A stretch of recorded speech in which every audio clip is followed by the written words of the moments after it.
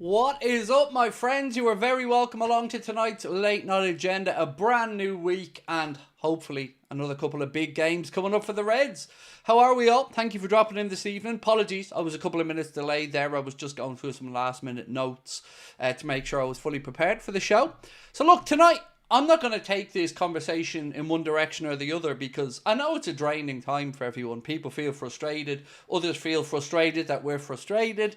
And I just want to come on tonight and let you guys take the lead on where you want the stream to go. Let me know what the subjects you want to discuss are. We'll get stuck into it. And I'll do my best to just kind of be a conduit between your opinions and the chat. I don't want to come on, be negative, start talking about the owners and stuff like that. If that's not the direction people want the conversations to go, then, you know, I'm happy to talk about whatever it is that you guys would like. So, yeah, I'll let you take the lead on tonight's show. Couple of quick messages to get through. This one said, signing the contracts would give the team even more of a morale boost heading into the second half of the season. Thank you for that one, Nomad, mate. Appreciate you. And thank you for being with us as a member for 18 months, man. That's incredible. Thank you. Kamal said, Uncle Craigo, I love your work. Keep going. Appreciate you, sir. Thank you for your super chat as well. Not your super chat, your membership with us, excuse me, for 6 months. Really do appreciate you on that one. Look, there is a lot to go through tonight. We'll talk about the absolute state of the FA using the Doku challenge as an example of a high foot, when of course we all know it wasn't given as a high foot, was it? And that baffles me. If you haven't seen that today, it's on the website, on the FA website, it being used as an example of a high foot when they didn't even award it as a high-footed challenge during the game. It's just mental to me, folks. Can we have a chat around Hato and Conceição? Absolutely. Happy to talk about Joel Hato. I have a little bit in my notes about him, so we'll certainly move on to talk about him. And it looks like he wants to stay put in January anyway, based off what I've been able to see over the past couple of hours. He does look like he's a player that a lot of top clubs in Europe are looking at. I see our name mentioned, of course. I see Real Madrid's name mentioned. I personally haven't watched much of Ajax or him, so I don't really know all that much about him. But, you know, if he's in demand by so many top clubs around Europe, then obviously Hato has something about him. So, yeah, happy to talk about him. Conceição, I don't really know much about either, to be honest with you, man. But if you want to start a conversation around him, happy to do it. Right, so lots of questions about are we going to sign somebody and stuff like that. I honestly don't know. Truly, I don't, and that's why I made a point of not putting anything about signings into tonight's news stream. I made a point to just bring up the contracts because, of course, we do need to discuss those. There's been talk over the last 24 hours that Mohamed Salah has rejected another contract offer from the club. There's also a couple of things that I want to let you guys know that I've heard tonight. Now, I can't stand over these things as fact, so I'm just bringing them up for a conversational point. A couple of people asking as well about the video with Mo Chatra. I'm recording that tomorrow. That's going to go out then on Wednesday morning. I'm delighted to say that I'll be appearing on an Anfield Index show as well on Friday. And look, I'll let you guys know when the Anfield Index team are going to put that one out. So I'm going to go across there for a conversation around the season, the club, and everything on Friday. So thank you to our friends at Anfield Index for the collaboration. Really appreciate it. Right, Stevie Boy said, for me, the most likely outcome is all three walk. I can't see FSG increasing the offers. See, I might be really deluded here, Stevie Boy. And again, it flies in the face of a lot of the stuff I say about the owners. But I can't see a world where they can let all three walk. I just try to think of how you explain that. Or how do you justify that to a fan base? It would be really, really difficult pill to swallow, and it would take a big leap of faith as well for Liverpool fans to believe in a rebuild, or even that we needed a rebuild. So I don't know, but I gotta say it would surprise me. Now look, tonight, ladies and gentlemen, I just want to remind you guys as well that we are being brought to you thanks to Surfshark. Over the last few weeks, you've seen a lot of 3 p.m. Saturday kickoff, so no better team than our friends at Surfshark. And of course, if you like lots of other bits and pieces, like not having geo-tagged stuff or not having geo-blocked stuff, if you want to watch BBC iPlayer here in Ireland and a few other things, I will be playing the Surfshark ad read in one moment's time. But I want to thank them for the continued support as well. Fighter Pro 29 said, what do you think the most likely to keep out of Trent, Salah and Virgil are? So again, guesswork. Absolutely 100% guesswork. But for me, I feel like we'll see Trent go and the other two will stay. But I'm not basing that off any inside information or anything. It's just a gut feeling. So Stevie Boy, as an example, he thinks all three will go. I think Trent may go. But I'm hoping to be very wrong on that one as well. And we'll talk about Trent in a moment. But before I do, as I mentioned, I do want to just play this ad very quickly. And then that will be the last live ad played during the stream.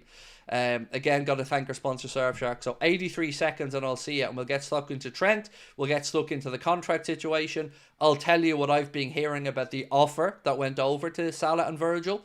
So bear with me, 83 quick seconds. This video is sponsored by Surfshark, the best VPN on the market. Surfshark is an app or browser extension that allows you to change your location to access websites in other countries and keep you safe and secure from hackers. Using Surfshark, we here in Ireland can access other countries' Netflix libraries or other streaming platforms like DAZN in Spain for all those important Premier League games.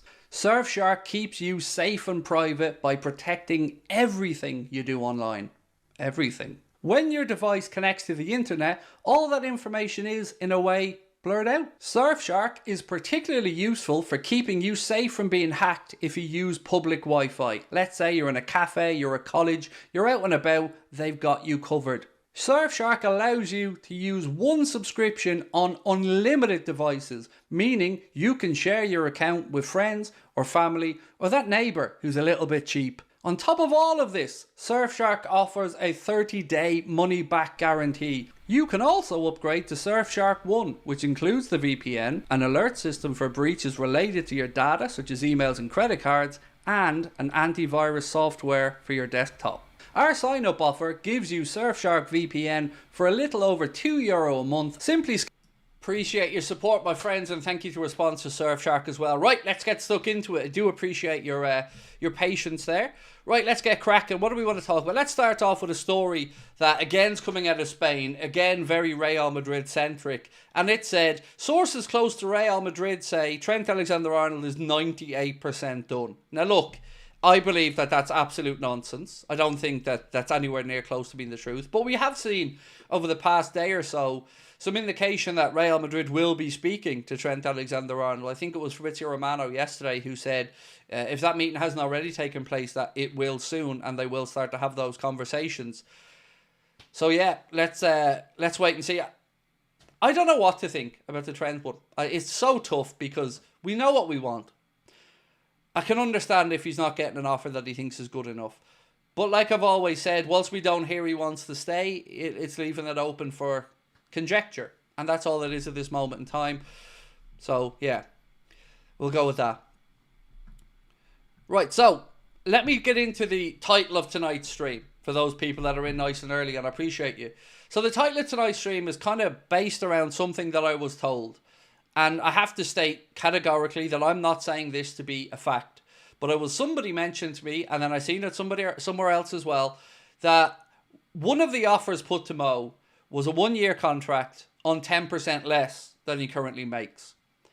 Now, if that's the type of offer, and I say if that's the type of offer that is being put to Virgil or Mohamed Salah, is it any wonder they wouldn't sign? We know both want to stay. We know that. They've told us. We know that both haven't accepted any proposals put forward to them yet by the club. That's all that we know. The rest, we're kind of have to fill in the blanks because, as always the case with Liverpool, there's nobody answerable. The owners aren't answerable. Hughes isn't answerable. FSG isn't answerable. Nobody does anything other than keep trying to profess that everything's great and there's no issues and they're all professionals.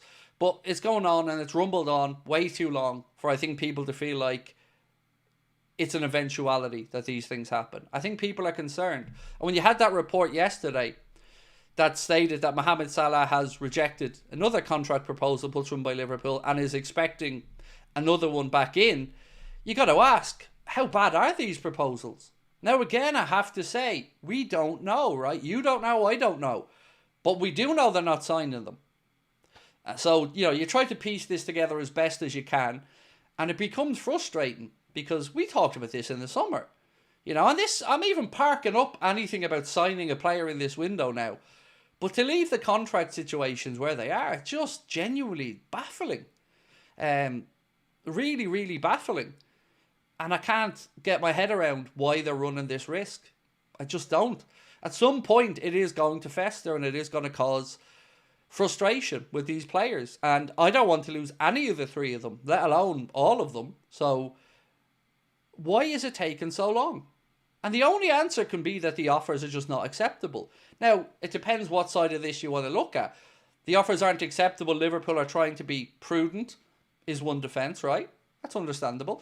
The offers aren't acceptable to the players. Liverpool are trying to be cheap, is the other side of it. But the truth is, for us as fans, we don't really care, do we? We don't care who's at fault and, you know, whose side has more merit than the other. We just want it sorted. One way or the other. We just want to know what we're dealing with. Whether it's all three staying and we get to breathe a collective sigh of relief, or whether it's 1, 2 or 3 of them departing. This cloak and dagger nonsense is just undermining our own fan base. So ask yourself over the last few weeks, how you've seen the narrative go in the Liverpool fan base. There's an even bigger divide now. It's not just a divide anymore between, you know, FSG and FSG out as an example, or I don't believe journalists, I do believe journalists. It's just, it's mad. Everybody's arguing with each other. Some people feel there are people like myself who are completely negative on everything and don't see any good in the world, and that's bullshit for a start, but also one viewpoint. Then you've got the other side who bury their head in the sand, who think everything is great, nothing to see here, the world's great, the club's great, everyone's great, the contracts will be sorted, you're top of the league, what are you worried about? And again, I'm not saying I'm right, you're wrong, this is right, that's wrong. But what we can talk about are facts. And what we know of facts is none of these contracts have been signed. Diaz not signed, Canade not signed, Virgil not signed, Mo, Trent. And the one common denominator we have there as fans are the offers. It's been a really tough month because you come into a transfer window and you're full of optimism and hope as a fan and as a content creator, of course, as well. And as the month goes on, it descends into negativity, infight and frustration and fear. Because, again, we've seen last season. And I know that some journalists like to point out that maybe last season was unlucky. Load of injuries. But I want to just not call out because that's not fair. I want to highlight something that David Lynch said. And I don't mean this to belittle David because that isn't my intention. I just want to disagree with a point that he made. And what he said, I'm just going to get the post here so I can call that out correctly, or read it out correctly is what I should be saying. So, he put out a post saying, I doubt Ibrahima Konaté's honesty regarding his recent knee injury was appreciated at the AXA training centre, but it underlines his importance to Liverpool that a slightly less cautious approach was taken to getting back him on the pitch. Now, obviously, David received some replies here that he wasn't happy with. I don't know because I'm not on X personally, but he then quote tweeted his own tweet by saying, the replies to this are genuinely unbelievable. Have a look. Liverpool are top of everything at the moment and flying, but there's a section of the support that think it should be better and hate the owners as a result. I'll never be able to get my head around it. So let's just look at that as an example. I don't think that there's a section of the Liverpool fan base that hate the owners entirely just because of one window. I think, again, this is looking to label people at one end of a spectrum. I think people have concerns about the owners because they haven't invested at key times in previous years and it's bitten us in the ass. I think that's fair. I think that's balanced. There's also an argument that we have, according to David, the best squad, the deepest squad in the league. And I would disagree with that wholeheartedly as well. Because what I see week after week as a Liverpool fan is Arne Slot having 15 players, maybe 16, that he feels he can actually rely upon and that he will rotate and use. And I think we've a big enough sample size to say he's not really utilising Wataru Endo as much because he doesn't trust him that much. Again, David said this himself previously about Wataru Endo and the manager feeling like he may be a different type of DM to the one that he wants. Then we've got Kwanzaa, who, look, his minutes speak for themselves this season. Elliott, who's not gotten any minutes. Chiesa, who's got a handful of minutes and has worked up fitness longer than some players coming back from an ACL. There are players in the squad that the manager doesn't trust and that are being carried in that squad and are getting a handful of minutes. So to come out with a statement that we have the deepest squad in the Premier League, I think is just disingenuous. I really do.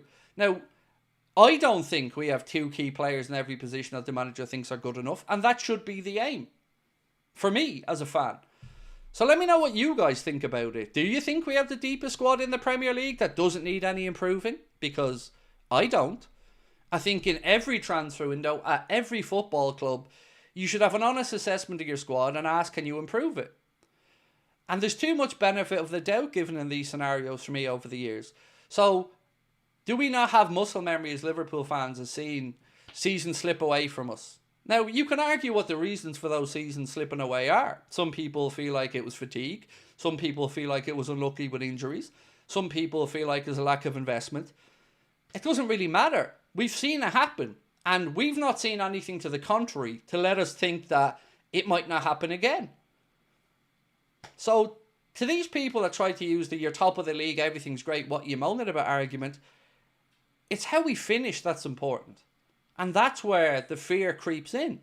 Because there have been times where this season we've been one injury away from a crisis. And Gravenberch's been played week after week, game after game without any real rest. And surely the people that feel that we're being overly negative asking for a signing or two, surely they have to understand that. If nothing else, I mean, whatever else your take on the owners is, surely you've got to understand that. That people are concerned because we've seen it before, we've rolled the dice before, and we've come up short before.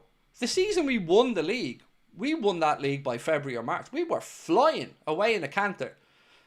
Any title race we've been in that's been in any way close, we haven't won. So I don't understand why belittling people that feel like we need to actually go out there and invest. And why is it wrong to question the club? Why is it wrong to ask what Hughes has been doing or what Edward has been doing? It always feels like we as fans have to give the benefit of the doubt because it's somehow earned by the owners. I don't feel that they've earned not being questioned. I don't know fans that don't think that they haven't done things that need to be spoken about. So why is there this protection around them? Like, it's dirty to criticise or it's dirty to try and hold an owner to account. When did we get here? When was that a dirty word? I don't get it. It's just weird to me. Corbyn said, how can everybody else sort contracts? I don't know, mate. But you've seen them, right? You've seen them all sorted. Wood sort. I've gone through the names. You don't need me to bore you again. But for us, there's always seemingly somebody that has to work in a benefit of the doubt to these owners. Or to Hughes and Edwards. When in actual fact, they've done nothing to earn that trust. I'm talking about Hughes. Hughes has done nothing right now to earn any level of trust with any Liverpool fan whatsoever. However you think the situation developed, whether you think it's his fault or not, and it isn't his fault. He didn't come in and make this situation happen, but he has had time to deal with it, and he hasn't. And is it not right for us as fans to be able to ask why these haven't been sorted out? And not get the blasé, copy and paste, club spouted nonsense answers about everything's great, don't be stressing, it'll be sorted. It hasn't been. So I would say that journalists need to start doing their job and actually asking the difficult questions. Because nobody is. I had a go with David Lynch on X today, chatting nonsense again, saying the club are right to not invest. The fans are insane in references to tables. I think, at this point, mate, I can't speak for every fan, but I think at this point, people are educated enough to realise that there is no real proper coverage of our football club from journalists. There just isn't. And I'm not trying to say the likes of an Orange Seed. I mean, the ones on the patch, the ones that really cover Liverpool. I've said this so many times. There's not one of them that asks in any way a difficult question. So, on Twitter, you've seen a lot of conversation around the financials around the club this week with the release of, or the expected release of Liverpool's accounts. And you've seen a lot of questions asked from fans about the wage bill, the turnover of the club. But have you seen many articles written about it, questioning it from journalists? Have you seen any probing questions at press conferences around the financials of the club? Have you seen any of them try to come out and explain away the increases in the wages? I haven't. And I check every day. And all I see is parroting of the usual nonsense that they get spoon-fed by the club. And Mo Chatra summed this up really well for me in his podcast on Anfield Index, Money Talks. Do check it out. When he said, if you're going to cover Liverpool and just parrot the club's opinion and become an extension of the PR of the club, don't call yourself a journalist. And these journalists are butthurt over it. And like I've always said, tough shit. Do your job. You want the trust of the people. You want people's hard-earned money. Do your job. Ask the questions. Because if you want to go work for the club, go work for the club. But you have to see both sides of this. You can't just say everything's great, everyone's great, all the fans you criticise are wrong, and not ask any probing questions yourself. That just doesn't wash in this day and age.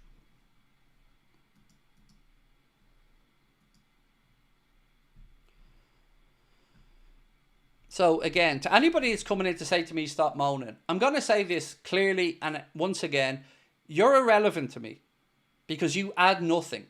You come in, moan at me and fuck off. You're irrelevant to me. If you want to have a conversation, I'm here for it. But I'm not going to put up with shit because I've served my time. I've built my audience. I've got my channel and I'll talk about the things that I need to discuss. And I feel like we need to bring for conversation. If you'd like to contribute to that, even in an opposing viewpoint, I very much welcome it. But you don't see that from these clowns. All you see is belittlement, mocking, and fucking off. So unless you've got something helpful to add, stop wasting my time.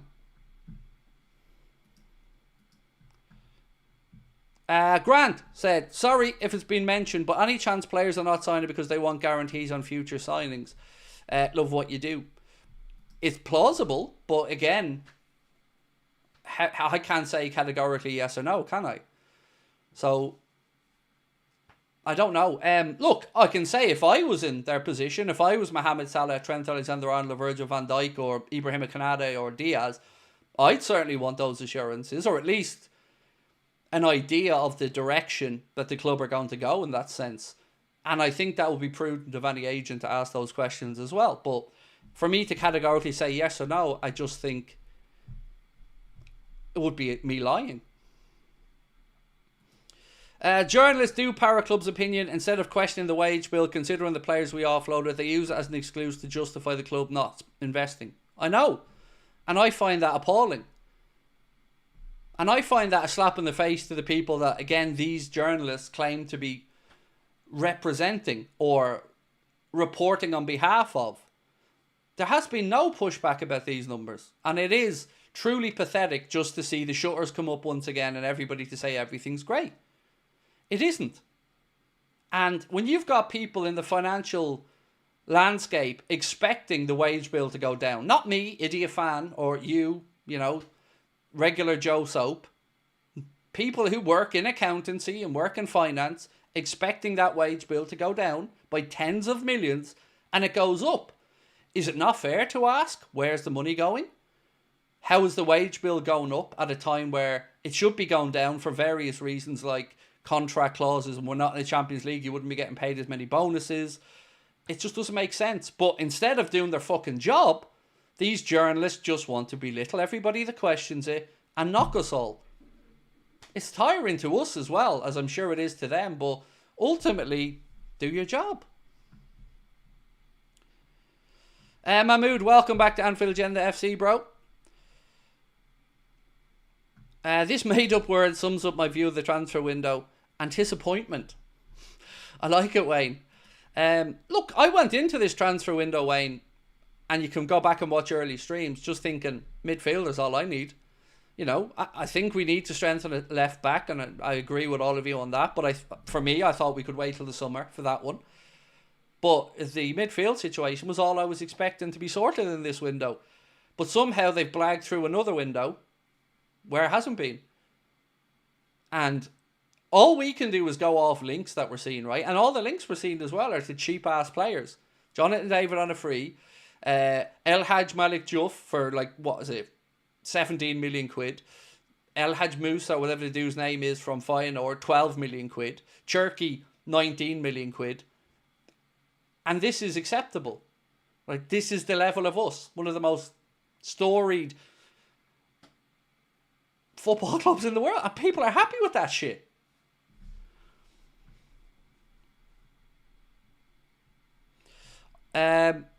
Honestly, I think you're a good faith kind of guy. Your transfer club takes are informative and you're on fire. I try to be balanced, but I can't just agree with something I don't agree with, right? Around FSG, unless somebody shows me why I'm wrong. And you've heard me on here so long asking, if we're all so wrong, explain it. Like, I'm open to being informed. I'm sure you guys and girls are as well. It's you don't know, you're not good enough, blah, blah, blah. And it becomes tiring for us as well, as I'm sure it does for the journalists. But ultimately, you claim to have your sources at the club, but when's the last time any of these lads really broke a story? Like they get told what the club wants them to get told. And that hurts them because, like anything in life, if there's a grain of truth to something, or you're insecure about something and somebody calls it out, it's going to hit a nerve. I know it does with me anyway. Craig, if you was a journalist, you'd only last one day. Well, I mean, to be fair, Jan, if you were writing that sentence as a journalist, you wouldn't last a day either, mate. But why wouldn't I last a day, Jan? And I think you're going to say because I'd say something or ask something that will get in trouble. But why is that? Why is that okay? You know, you see Donald Trump up there, or the Irish Taoiseach, or Keir Starmer, or whoever leads your country. Do you think that there's no place for journalists to ask them difficult questions on behalf of the voters, on behalf of the general public? Should they be immune from any difficult questions? Should people be barred and kicked out of press conferences for asking tough questions that might make them uncomfortable? These are high-powered, high-paying positions at Liverpool Football Club. Executives getting paid a lot of money. Should they not be answerable? Why are they so scared of a difficult question? It's the same with all of football. It's mad. It's mad that we've let this get this way, and we're all so soft that we're just like, oh, well, this is the way it is. No. Look at other countries. Look at American sports. The owners would be raked over the coals if they didn't come out with fucking answers. But somehow we've allowed this ecosystem to develop where everybody has to pussyfoot round clubs for fear of reprisal. That's not healthy.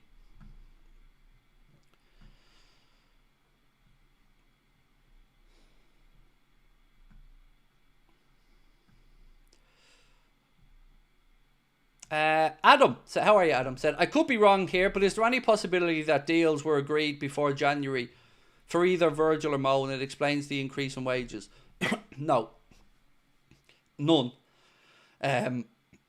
Because the upside of that is, or the opposite of that is, why keep them back that long? So look at the wage bill, right? Let's talk about the wage bill for a second, because I feel I can speak with some credibility on this part. The wage bill went up, right, in a season where we were out of the Champions League, so the bonuses would have been less. In a season where we didn't have any, or in a year, I should say, in a year where we didn't have any contract extensions that would have upped the wage bill, where we moved on players halfway through that year. So the likes of Thiago, Joel Matip, Adrian San Miguel, they left halfway through that financial year. So half of those savings from those wages should have been on the club's books for wages. But they weren't. And the wage bill went up. That doesn't make any sense. And if people, like the journalists, aren't willing to ask why, then they're not doing their job. And if they can explain why, then please come out and do it. But the answer you're going to get is they're private businesses. They only give out basic information. And then the fans are going to come back and go, well, surely then they're creaming out money somewhere. Because we know they don't take dividends as owners. But what we don't know is why the wage bill's going up and where the rest of that money is going.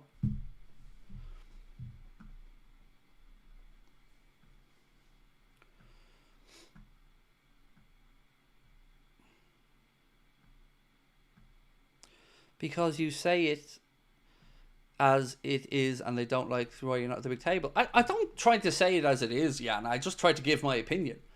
You know, if people agree with it, great. But ultimately, I talk about this stuff because I'm a fan, and it hurts me that I think we're being railroaded by these owners and we're not getting all that we can on the pitch.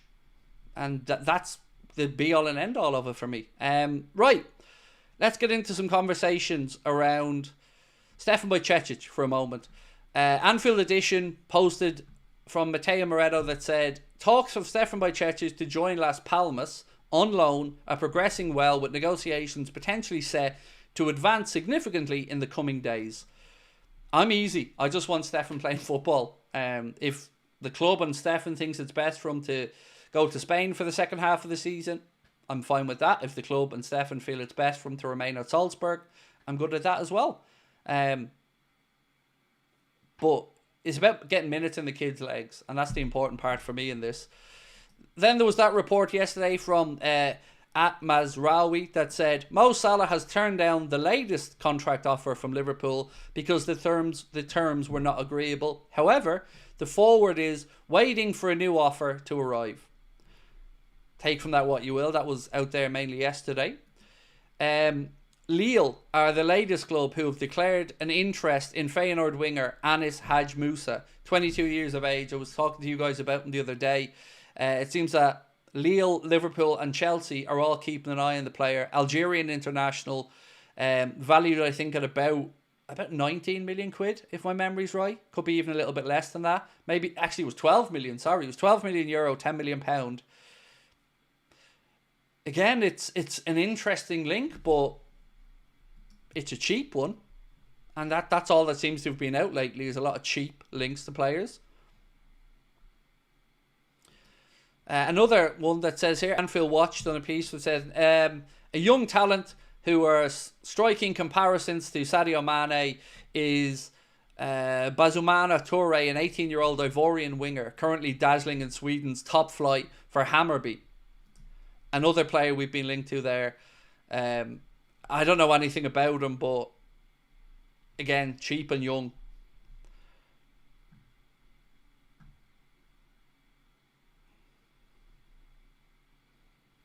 If FSG were to leave, who would be the type of person you would want to take over? So let me correct your statement a little bit, and I'll give you an easier answer.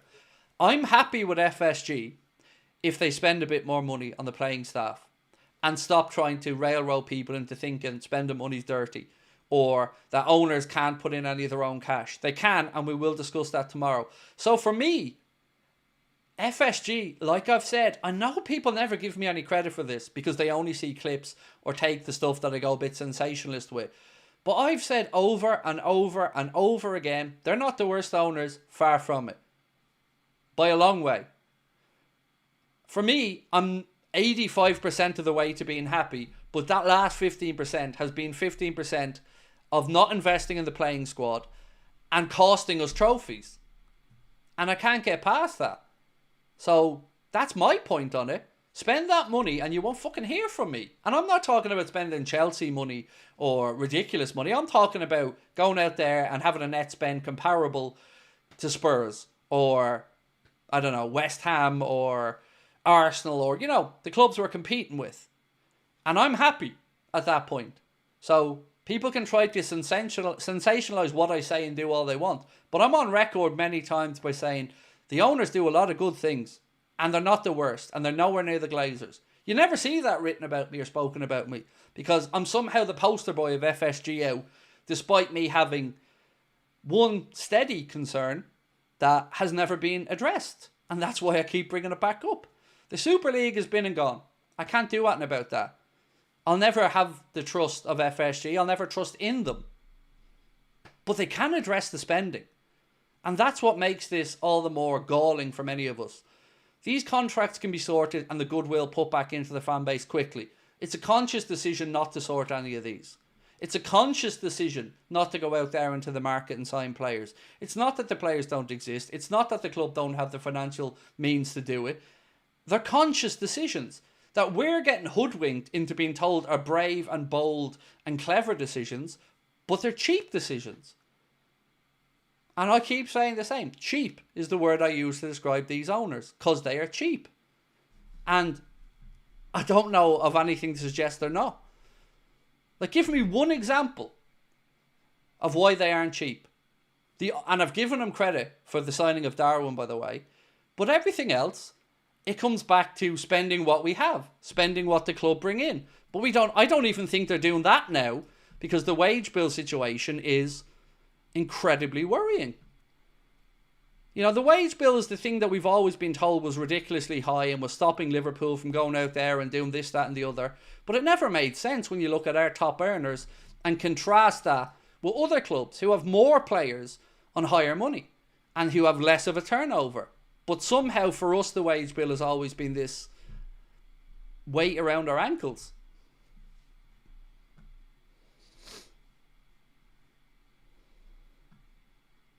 Top of the league, flying. Right, and what the fuck has that got to do with anything, Constantine? Has anybody on here tried to say we aren't top of the league and we aren't doing well on the pitch? Again, you're not doing anything other than taking the lazy, cheap way out. If you've got something to say, say it. Were we top of the league with 7 games to go last year, bro? Were we? Were we top of the league in previous seasons? And we watched Manchester City lift the trophy? And we didn't bring in midfielders. And we didn't bring in centre-backs. So being top of the league now, it's Arsenal level mentality to think that's okay. It isn't. Being top of the league at the end of the season is what's important. And giving yourself the best chance to do that, in my opinion, is filling in the few gaps that you have in the squad. And I don't understand how to anybody that isn't basic common sense.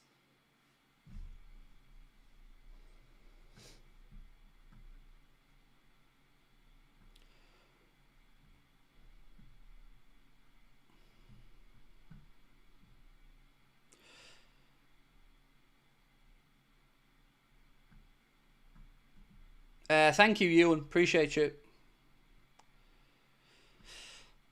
Someone asked about Turkey as well. Yeah, look, I've been honest about the Turkey thing. I have no idea whether that would be a good deal, a bad deal. I don't even know where we fit into our team, to be honest with you. So when I start hearing about these young wingers and the likes of Turkey coming in, my brain goes, these are replacements, cheap replacements for the lads that may not have their contracts renewed. And that worries me.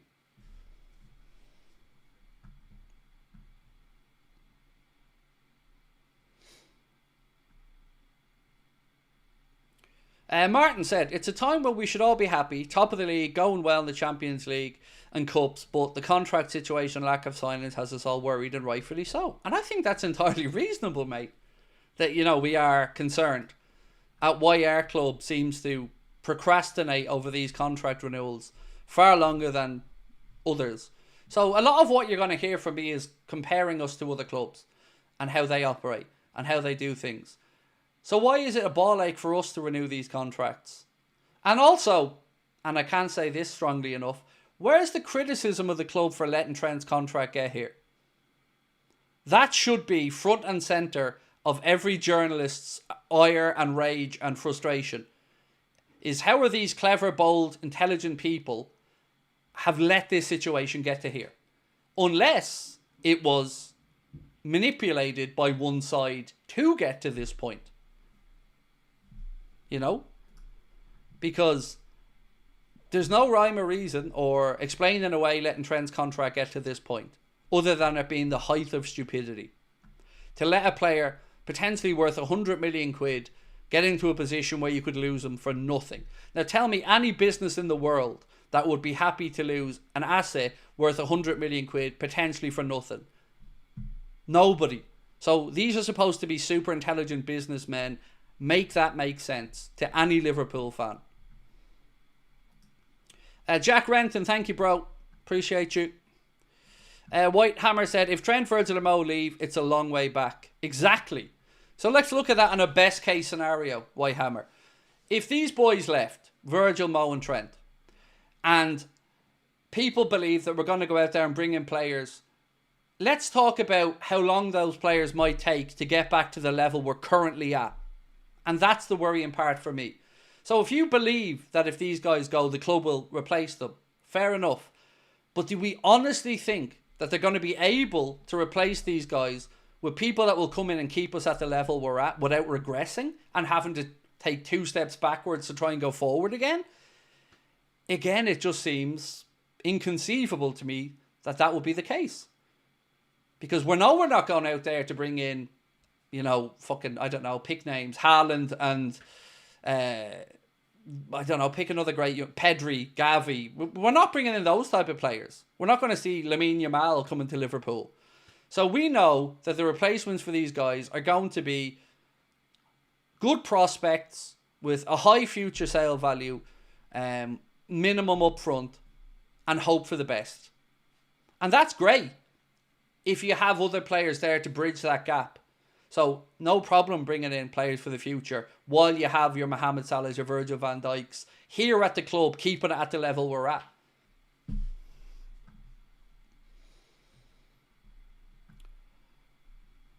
Zach Gamer said, I don't know what's the function of having an owner. The owner himself doesn't want to spend or being such a cheapskate for the club. The owner is laughing all the way to the bank because, as I've mentioned numerous times, the value of this football club has gone through the roof from when they bought it. And I've no problem with that. And I've said it many times. Take all the money that comes to you when you sell the club, fair play to you.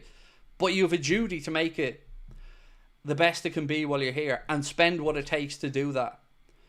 You know, if we didn't get into the Champions League this season, which of course we will now, but let's say we didn't, I guarantee you see spending then, because that's what they want. They want, like any owner, they want that Champions League money. And that Champions League money is just the gravy that keeps them all happy.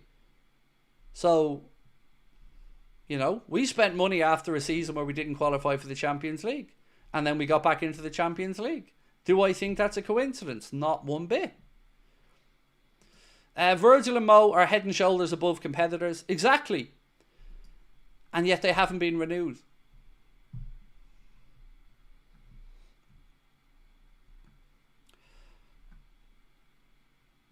Paul Hudson said, these top reds saying top of the league, stop moaning, is just like saying, enjoy your brilliant Titanic cruise, knowing well there's a massive iceberg around the corner. Yeah, it's a good analogy. Like, nobody's denying we're top of the league, Paul, you know what I mean? Like, this is the funny thing. Like, we're all happy we're top of the league. And you've not heard me talking about the manager in a negative way or saying that the squad are all shit or anything like that. No, I'm calling out owners and executives who aren't doing their job. And apparently to some top reds, that's blasphemy. Ali Kassam said, Craig, thank you for your hard work and calling FSG out. I really appreciate what you're doing. Look, I just hope I'm representing you guys well, because that's my aim here. I see myself as, I guess, the patriarch of our community, and it's my job to fight your corner and to speak what I hope is the view of most of our community. And I'd rather sit back and watch journalists ask the questions that we want to ask or others are asking, and us to have an easy life in here. But unfortunately, it's not got us anywhere. The current status quo around Liverpool Football Club hasn't gotten us anywhere, other than window after window going by with these owners getting away with it and people not holding them to account. And the people that do try to speak up are always vilified, silenced and belittled. Nobody ever has an explanation for it, because there is no explanation for it. The explanation is the owners are cheap.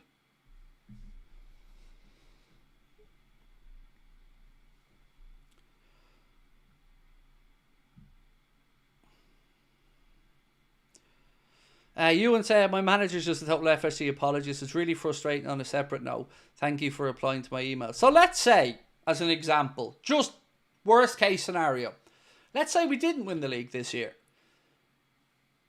Can we fix that then? No.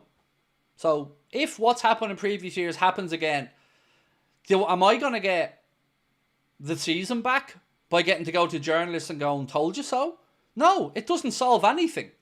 The time to solve it is when you can solve it, which is when the windows are open. You know?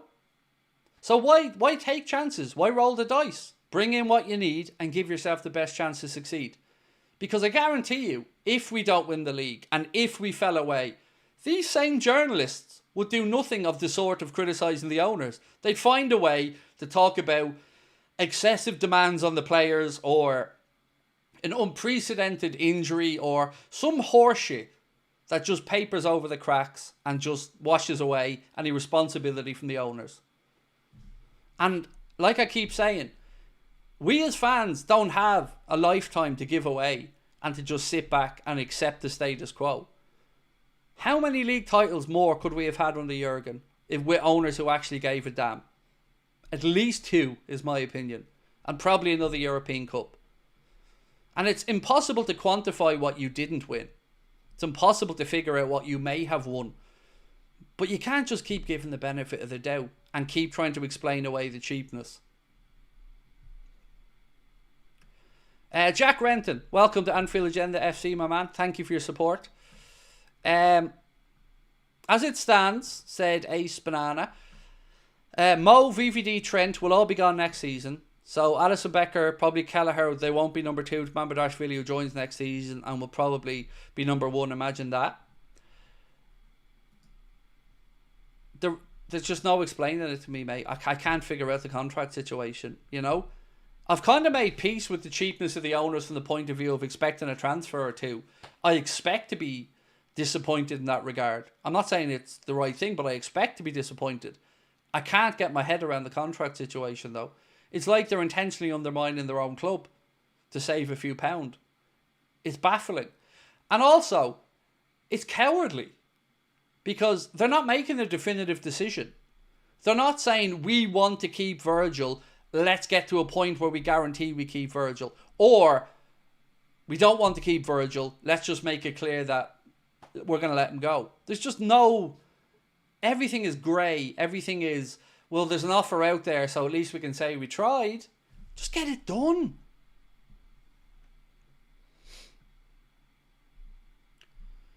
Hey, Craig. Just got in. Who's been offered a 1-year contract? So the only one that I can say I was told was offered a 1-year contract was Salah. But, you know, thought processes would be, if they're offering that to him, maybe to Virgil as well. Because they're, you know, both the age side of this is what counts against them for a potential drop-off in form. Now, as I said, I can't say categorically 100% that that is a true statement, that he was offered 10% less than he's on and a 1-year contract. But I'm running out of reasons to figure out why nobody's accepting any contract offers. And I guarantee you that Virgil and Mo are willing to make compromise on certain things, or have already made compromise on certain things because they want to stay at the club. And I feel the club are leveraging that against them. And you can say, well, maybe it's good business, maybe it isn't. Fair enough. It depends, I guess, on whose back you have on this. But for me, I want the instability gone. I want the doubt removed. And I want the club to be going forward, happy, content, with players who aren't looking over the shoulder, worrying about where they're going to be next season, and fans who are a little bit calmer now and can enjoy what's happening.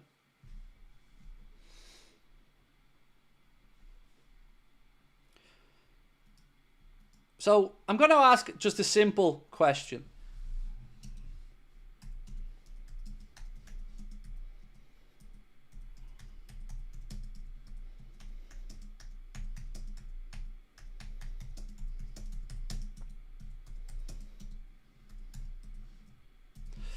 So the question that I'm going to ask is, are you concerned about the future as a Liverpool fan? You know, that could be anything. That could be you're concerned about a lack of spending. You're concerned about the age profile of the squad. You're concerned about our competitors outspending us. You're concerned about the Super League coming back. Just as a football fan right now, as a Liverpool fan, do you feel concerned around the future of the club? Because I do, for a host of different reasons.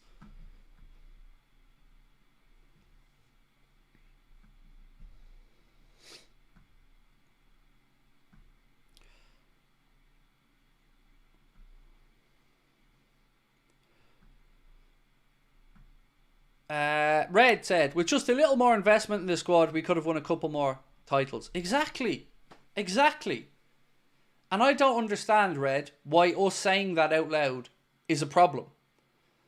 That You know, why are people above tough questions? I don't get it.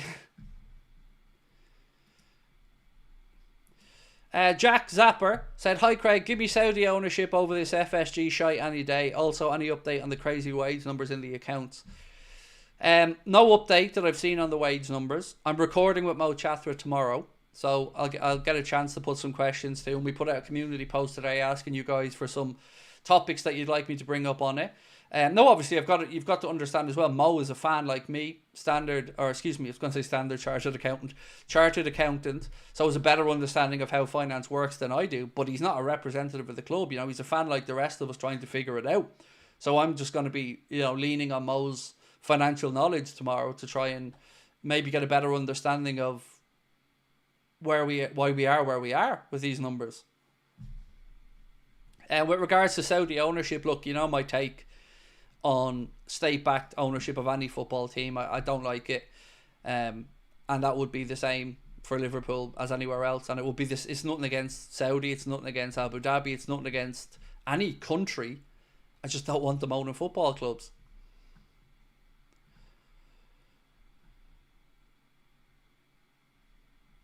Val Arsenal said, "Craig, have you seen the Lewis Skelly red card? Honestly, ridiculous decision. It is absolutely disgraceful that was a red card.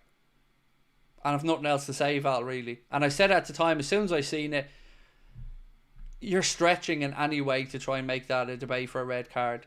And I read an article today, I think it was on Sky. If I'm wrong, I apologize, but I think it was on Sky.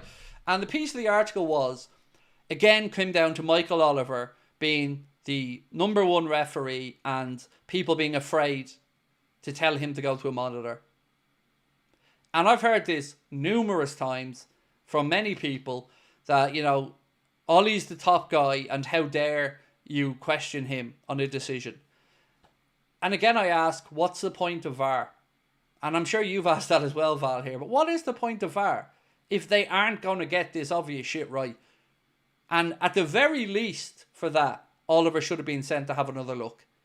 And not in slow-mo, where all these things look far more intentional, which is another bullshit cop-out from VAR. It should be in real time, because that's how the game's played. And you've all seen that challenge 500 times. And it's a yellow card. And it should have been a yellow card. I have no idea how that was a red. It's absolute nonsense. And VAR is useless. All it is an extra get out of jail free card for them not doing their job.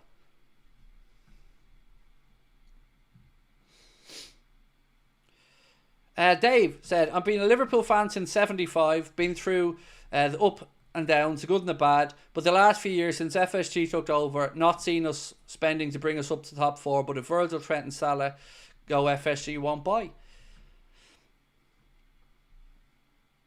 It's,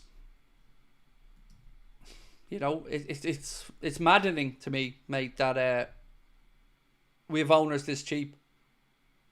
And I'll never understand people defending them.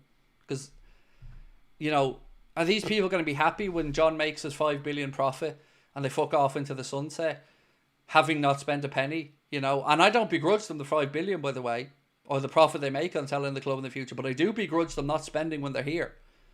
Very much so, because they're custodians of the club. And I want a dynasty. I want Liverpool to be dominating English football. And we're not that far away. And these cheap owners just won't spend the goddamn money.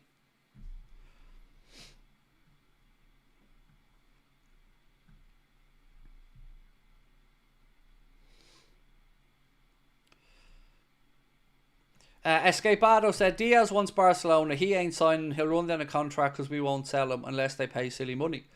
Well, to be fair from our side on the Diaz thing, and I mean from the Liverpool side, he's got the remainder of this season and 2 more seasons before he's off. And at that point, he'd be heading for 31. So Father Time isn't on his side either if he ever wants to move to Barcelona. So on that front, Barca are going to have to pony up at some point if they want to get him. And it makes me really concerned as well to hear that he's turned down some contract offers, because he's on low money compared to some of the others. And if he's turning down offers, how bad are these offers?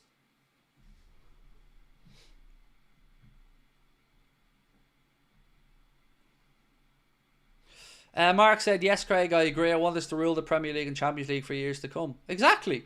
City didn't just come out there and win all these titles in a row by not having some ambition. And as soon as that Manchester City group seen that they were starting to fall apart a little bit without Rodri, one real player that they've been missing, what do? Go out there and throw 170 million at it, give Haaland a 9.5-year contract and extend Guardiola. Because they want to make sure that they don't slip from that position one bit. Rightly or wrongly, love them or hate them, whatever you think of them, at least they're trying to win. And we have to make do with what we have. And we can never find players, or they're never available. And yet they can go out in one window and go, bing, bang, bosh, there's the players, brought in. There you go, Pep, work away.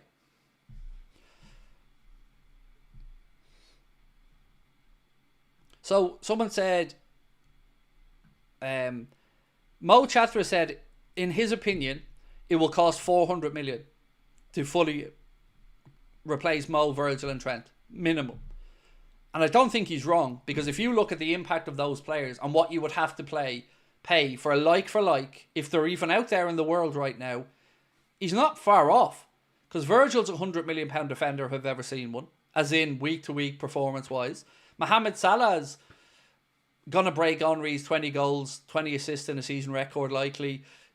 You know, one of the front runners for the Ballon d'Or, has Liverpool at the top of the Premier League and the Champions League. And then you've got Trent, a local boy with the world at his feet who can do ridiculous things with a football.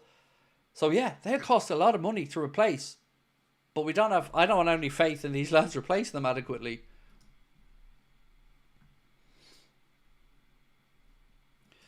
Do you think we will use Klarna in the summer? Do you know what? To see the likes of Klarna and that, and even, who was it, PC World or whoever, belittling Liverpool on socials over being cheap. And, you know, in that Money Talks podcast as well, Mo said that within the financial industry in football, Liverpool are known as being cheapskates. And miserly, I believe, was the phrase he used. Like, again, asking top dollar for everything. Going to games, top dollar. Jerseys, top dollar. TV subscriptions, top dollar. The commercial partnerships that they're bringing in the door, charging everyone top dollar, but yet they won't spend. The last time we properly invested in the team was when we finished 5th. Do we really have to miss out on Champions League football to get some investment from FSG? Said Jacko. My guess is yes.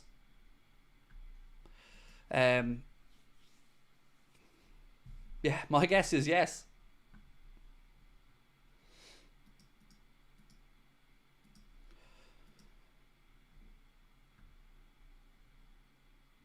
So, Jamie Carragher was speaking a little bit about Bryan Mbeumo, and that he likes him basically, and that he could be a good option. This is what he had to say. You feel with Brentford signings or Brighton because they're ahead of the game, everybody is always a little bit, well, what have we missed? He goes on to say then, you see them do well at those clubs and you think they can do a job at our clubs. They're ahead of the game for bringing them in. In the metrics, he's certainly one of them. I think of my old club with the situation regarding Mohamed Salah, a left-footed player on the right side who can fit the bill. And then he goes on saying about Mbeumo, he's somebody whose name is always crops up because of his ability and the club he's at. The things they look at are probably similar to Liverpool. Huge fan of his, huge problem he caused Liverpool at the weekend. So, even if we are the super clever club who wants to be smarter than everyone, we're failing at that. Because, yeah, the Brightons of this world are bringing in players that are eventually getting moved on to big clubs by playing them in the Premier League. And we're not doing that either. So we're not doing the bringing in the great young people and making loads of money off them. We're not doing that. What are we doing? We're just, again, getting a squad, running it into the ground, not having adequate replacements, and then letting them go out the door for free at the end of their contracts. Jack, I didn't miss your super chat, mate. I read it out. No, sorry, that's a different Jacko. Hang on, which one? That one, Jack Zapper. No, I read that out, mate. I spoke about Saudi ownership and why I don't want state ownership. Not sure if I read this one out though. I think I might have. The last time we properly invested is when we finished fifth. You really have missed it in Champions League football to get some investment from FSG. But yeah, Jack Zapper, I read out your super chat, bro.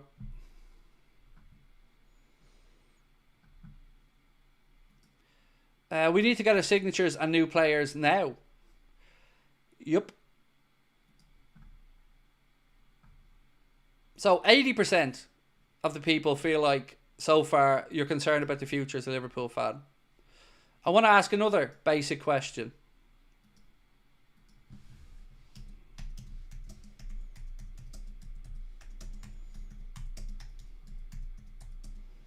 Sorry, let me just type this out.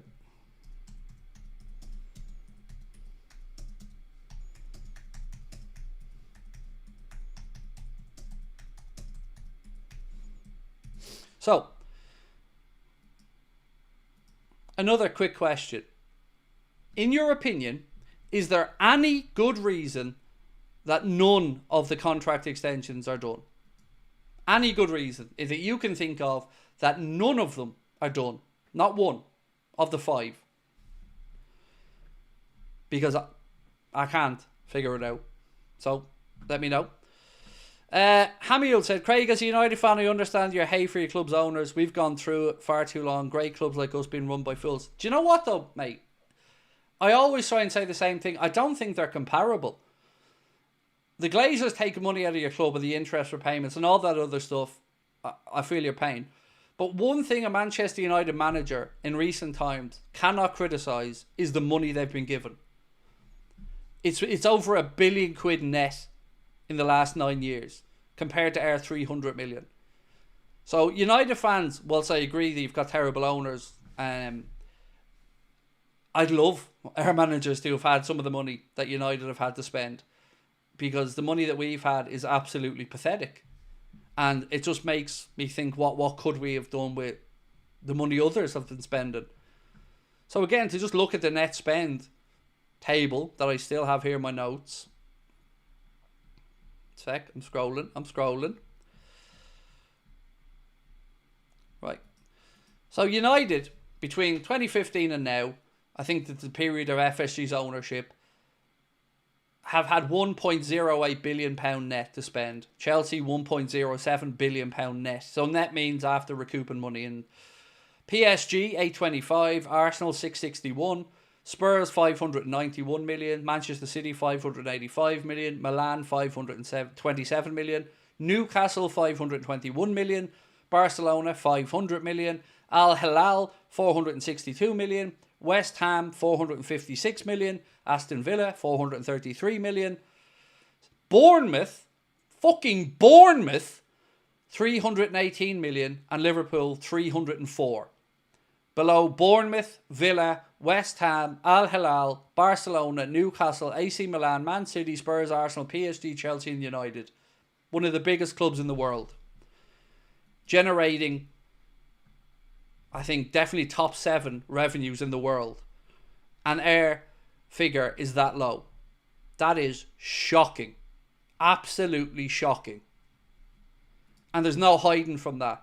And there's no getting away from that. And there's no explaining that bullshit. It is absolutely shocking. Not a good reason, but I think the extensions aren't done as part of a plan to run all the players on the wrong side of 25. Shameful.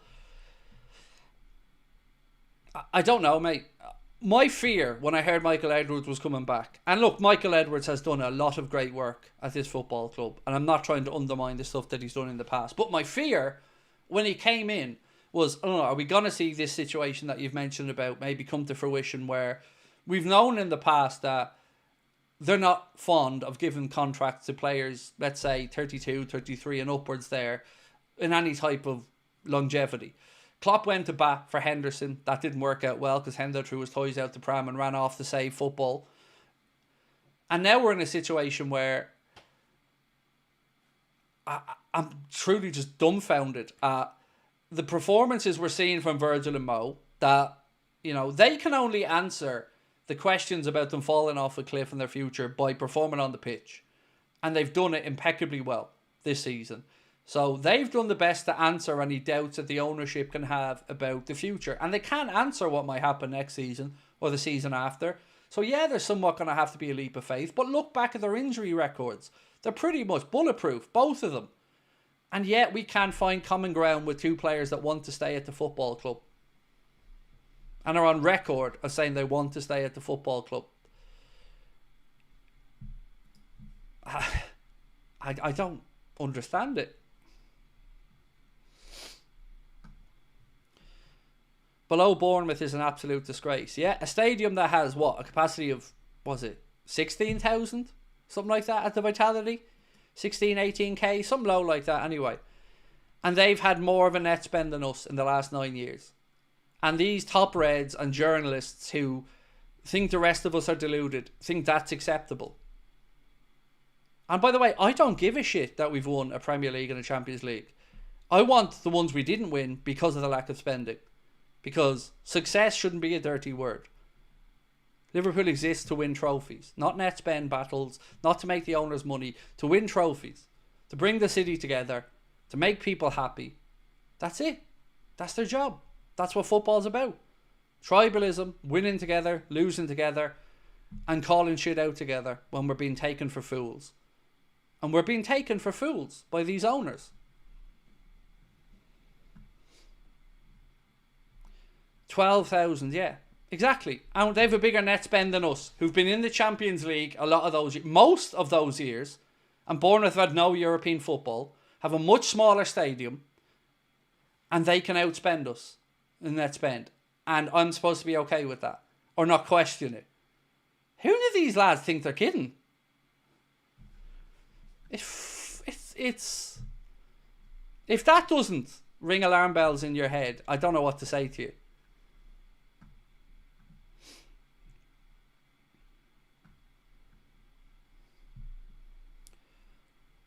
We're the most watched club in the Premier League by the numbers, generating record commercial revenue, winning every Champions League group. Yeah, we've made €98 million so far in money this season from the Champions League, which is brilliant. And we've performed admirably well. Top of it, perfect, can't complain.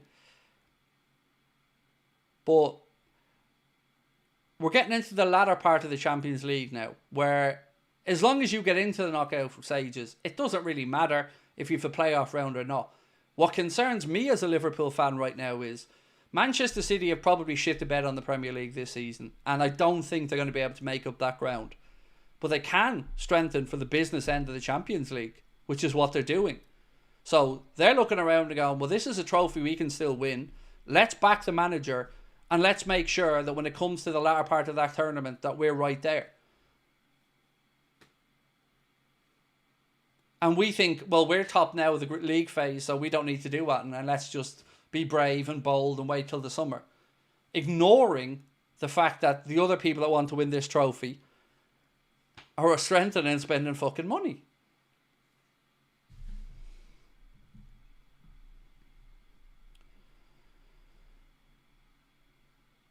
Jan said it's been going on for a few years now.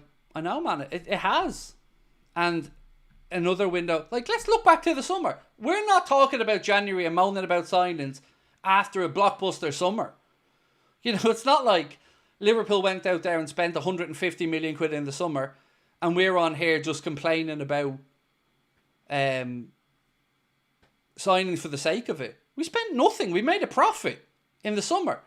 And we've brought in a player for this season that's had, what, 50 minutes of Premier League football? And a goalkeeper that we won't see till next year. And we'll probably lose the other goalkeeper, as in Kelleher, to get him. So that money will be recouped. So, how is it? Oh, fucking hell, I don't know. I feel like I'm going to go around the twist with this.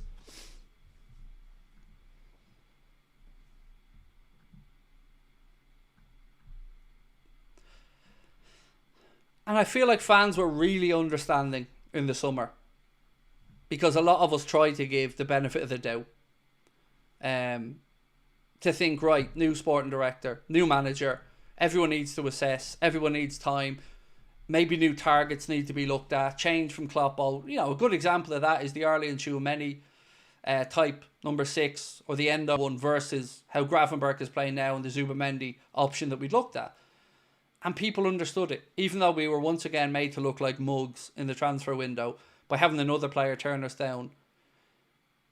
And now we've come to January, and all these people, by the way, to all these fucking journalists that tell us we have the strongest squad in the Premier League, I don't remember one of these lads saying that in the summer. I don't remember one pundit out there looking at Liverpool's squad and thinking, that's the best squad in the Premier League. We weren't mentioned as league title winners or challengers. Nobody out there was calling us the best, strongest squad in the league. None of the Liverpool-based journalists that are now trying to profess that we have were saying it. It's revisionism and it's bullshit. So again, who are they fooling? Because none of you were that confident in the summer. Remember, we had to listen to Gary Neville telling us United had a better midfield than Liverpool. And United fans talking about Ugarte being the missing piece of a jigsaw. Don't remember any of the journalists then saying Liverpool are the team to watch. Because I didn't believe we were going to be top of the league, and I'm a die-hard fan. And my best was maybe third, and that would have been okay. You know, I wanted Arnold to beat last season's points tally or get as close to as he could. And for a season, get Champions League football, that would have been cool. So again, these geniuses weren't geniuses last summer when everybody wanted more players. And remember, I've spoken to some of these journalists off air and know some real feelings of how they feel. Not what they write or what they say in front of a camera. I know some real fucking feelings. And I know that a lot of them don't like each other as well, which is something that doesn't get spoken about enough. So I'm sick of it. I'm sick of them. All of them. And if they're butthurt and their feelings are hurt because they're being called out, do your fucking job. Do your job. And stop circle jerking each other and wanting the rest of us to stand and applaud. Because I could sit here and parrot the words of the club. But I know it's bullshit. You know it's bullshit. So stop it.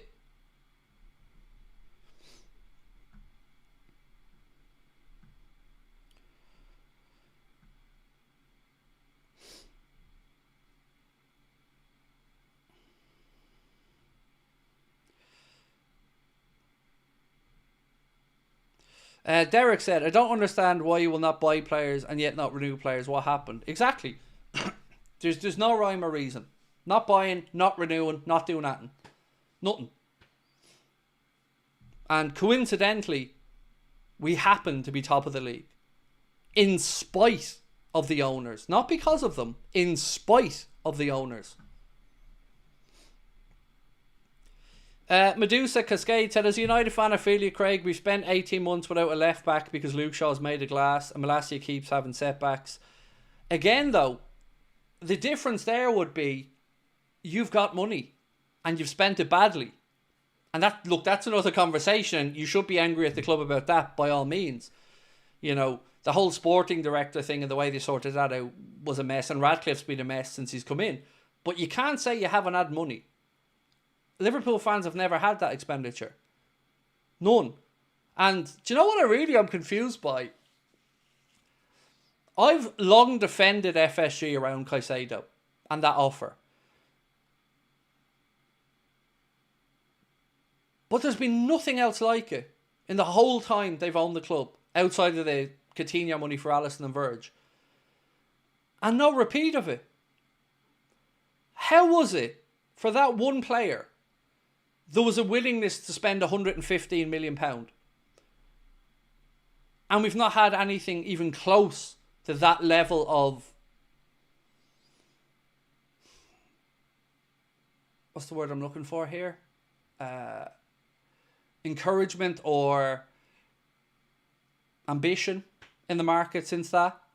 And coincidentally, that one didn't work out for whatever reason. And I do not believe it was a PR offer. I don't. I truly believe it was a genuine offer. But where's the ambition after that?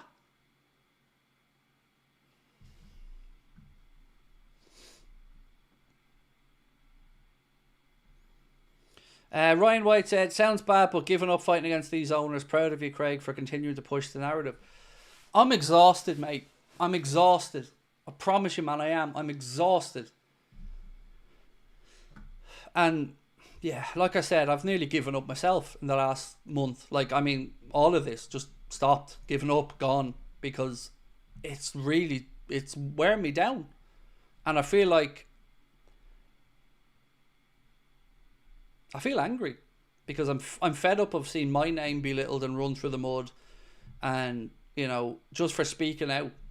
I don't go in on anybody on a personal level. You don't hear me talking about any of the players, John, or any of them on a personal level. I stick to football. I stick to what I say on here. I don't go on to social media and I don't post on there. And I stick to what I have to say.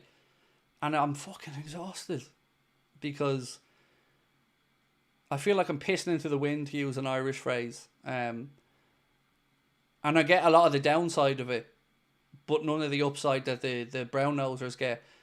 And it's tiring. It's really, really tiring because I want to enjoy my football club the same as everybody else.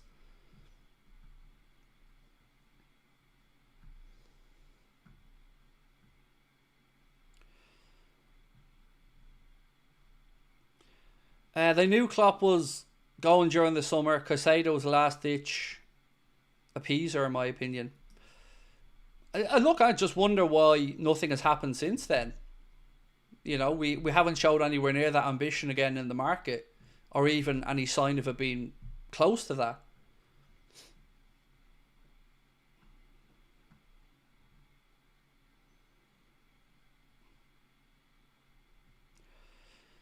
VV said, if we don't extend Mo, I hope he doesn't leave the league. I'd love to watch him. I do.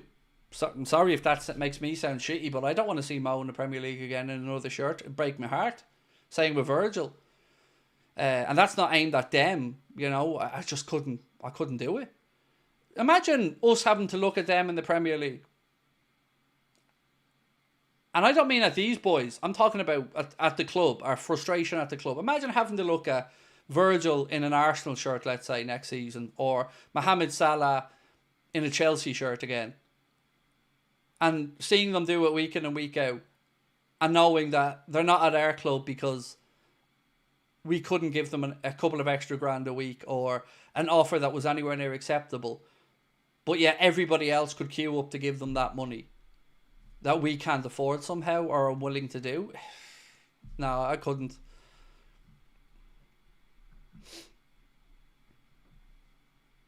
Don't stop, man. The narrative against the owners has grown in numbers. I thought that was the case, and I hope that is the case, because it should be. And I've certainly seen more people willing to collaborate around questioning the owners. And I'm seeing the journalists get a lot more tetchy about their own situations and getting snotty with people on social media. Tough. Like I've said before. Tough. If you don't like the space you're in or the difficult questions, then do something else. But, we're in the information world and the opinion business, and people want sincerity. They mightn't agree with you. They want sincerity. They want to feel like you're being sincere. And I don't think a lot of people feel like the journalists covering our football club are being sincere in their work on a day-to-day basis. Danny said, hold the nerve, monitoring, keeping an eye on, under promise and over deliver. Next summer, actions speak louder than words, FSG. Yep. That phrase, man, is ingrained in my head. We want to under promise and over deliver. I've never seen more bullshit in my life than that. My energy is now behind the manager and players and winning the Premier League. And I'm right there with you, David, mate. Right there with you. For whatever people think about me, I've never, ever been anything but behind Arne Slot from day one. And yes, I will criticise the performance of a player, but it stops there. I always want these players to do well. And I'm very happy when they do. So yeah, man, I'm right with you. I'm right there with the manager and the player. But I also feel that there's certain things that these guys can't say.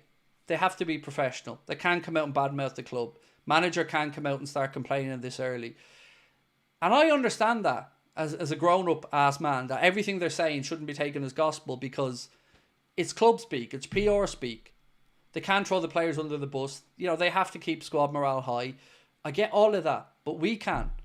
We can speak on their behalf. We can speak for them, in defence of them, in support of them, asking for the best for them. Buying in January is expensive. Is it? And how did you come up with that? Because somebody told it to you.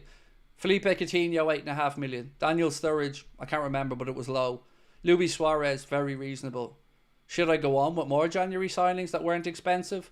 Or do you just want to keep parroting some bullshit narrative as an excuse as to why we don't spend money? So again, everything's expensive when you're cheap, regardless of it. Was the summer? Why did we do business in the summer? Was it expensive to sign in the summer as well? You know?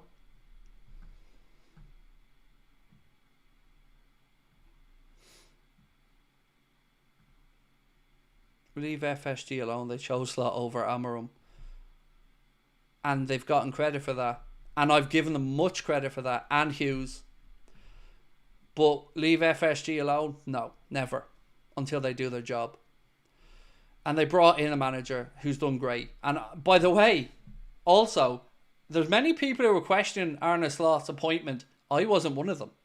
I was right behind him and in support of him from moment one. And credited the owners and the recruitment team for that. So again, why does everything have to be just black and white with people? Why can't there be any type of nuance to a conversation or a situation? I don't have to be 100% hating somebody or 100% loving somebody. I've got friends in my life, who I'm sure you do, who I disagree with on many things, but I still love these people to death. It's just mad modern thing where you have to be all hateful or all happy about something. It doesn't have to be the case at all.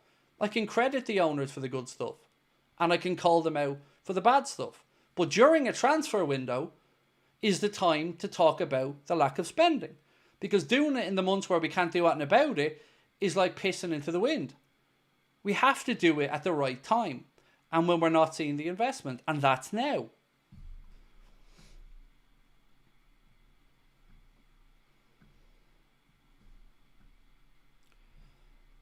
And by the way, let's look at some of the reasons published as to why we went after Arne Slot and brought him in. Because he punched above his weight in the Netherlands. Again, these aren't my words. These are the journalists who wrote these pieces. FSG brought him in because he spent less than PSV Eindhoven and Ajax, but got results. So already it was, well, this guy can work with a small budget, and that was one of the things that appealed about him. Obviously his tactical acumen is clear for all to see. But let's not forget that as well. You know, they brought him in because they wanted him to overperform, and they wanted him to coach more out of the players so they wouldn't have to spend the money. Can't forget about that part of it, just to make the other side of the coin.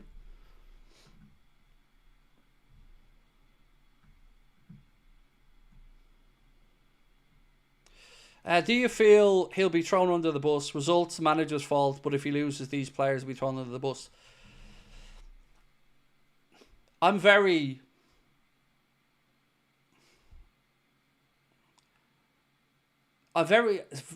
a lot of sympathy for Arne Slot's position, because you're right. He's been brought in as a head coach, but is being asked manager questions. And if results don't go right, of course it's his job gone. You know, players are under contract, they'll stay because, you know, they're tangible assets. But yeah, if Arne Slot doesn't get results, he'll be gone. And the narrative will be that he didn't succeed because he wasn't good enough. But the truth would be that it was probably a little bit of both, in that he didn't have the squad. So let's look at the squad perspective right now. And let's talk about squad depth for a minute. I want you guys to put into the chat how many first team players you believe, and I don't want you to name them because we'll be here all day, but how many, give me a number, how many first team players do you personally believe that Arne Slot trusts? Because I think 15 is my answer.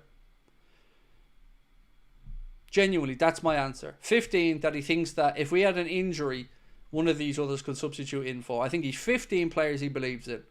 After that, I think the others are just filler, or he's unsure of. And the reason I say this is, look at the squad and look at the substitutes that don't get used week after week after week after week.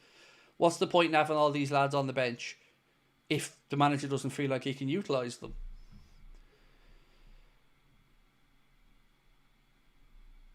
So 16, 17, Mark said 14, 14, David Mass said 13, Adele 17, Eddie 13, David Newell 13, 14, 17 for Freddie, 12 to 14 for El Scouser 8, 13, 14, Mahmood 17. So right, I think it's fair to say 15 is probably rough average of what we see in the chat there. Some people 12, 13, some people 17. Somewhere around 15, which is 4 substitutes from the best 11 players that we have.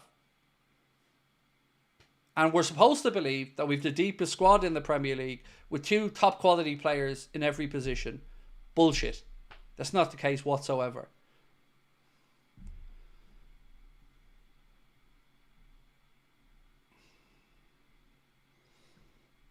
And that's before we talk injuries, you know, which every club has to deal with every season. So yeah, for me, it's about 15, and then you've maybe got an injury-prone player to throw on top of that, somewhere in and around that.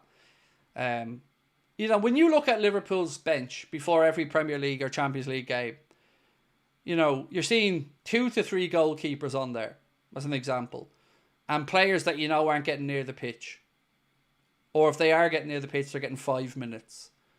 That's not, to me, screaming we have a squad that the manager fully believes in, that can change games and change a season, or if we miss one of the spine of our team, that it won't cause us issues. And nothing will change my mind on that until the manager starts playing more people.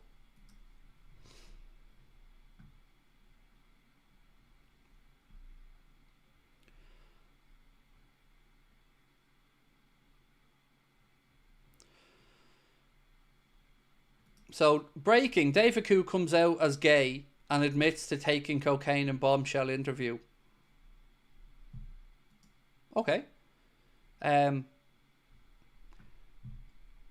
Honestly felt like he was gay anyway. Not that that's important to this conversation. I mean, I wish the man nothing but happiness in his sexuality, whatever people's sexuality is. I genuinely wish them nothing but the best in their life. And I'm somebody that... this is from TalkSport, by the way. I didn't just pull this out my arse. This is TalkSport. Said, breaking, David Koo comes out as gay and admits to taking cocaine in bombshell interview. And I'm somebody in life that has a lot of time for anybody who apologises and puts their hand up. I think it's important that there's redemption for people. So, yeah. And look, I wouldn't wish drug problems on anyone or any addiction on anyone. It's a horrible thing to deal with for any human being. And it doesn't matter how much or little money you have, you know, it's tough. So I'm glad he was fired because I think he had to be, but I wish him no ill will for the rest of his life. I hope he can pull things together and have a good life and fulfill his dreams, as long as he's not in the Premier League refereeing us, because he shouldn't be. He should have been fired. But other than that, I have no bad feeling towards the man.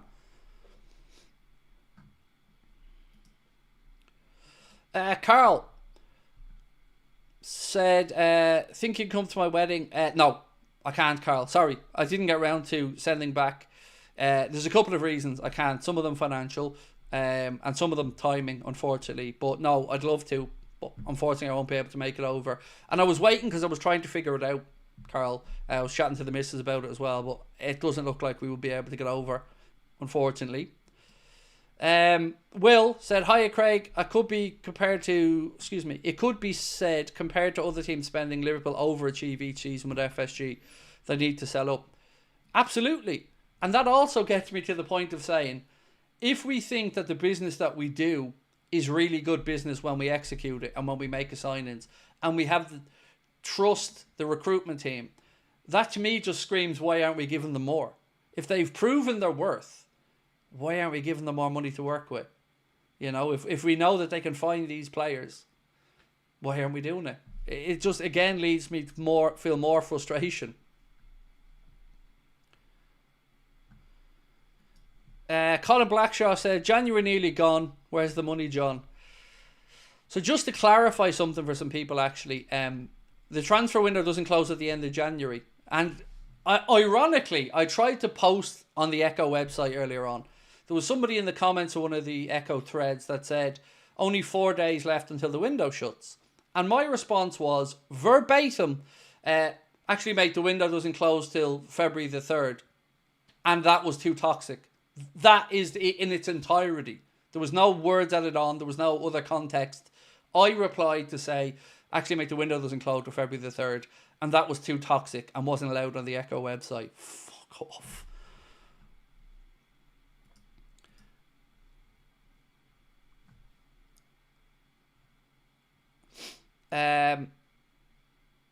So, conversation here. It said, Ferran Torres to Mamardashvili, why didn't you leave this year, i.e. Valencia, and go to Liverpool? Mamardashvili's answer was Alisson.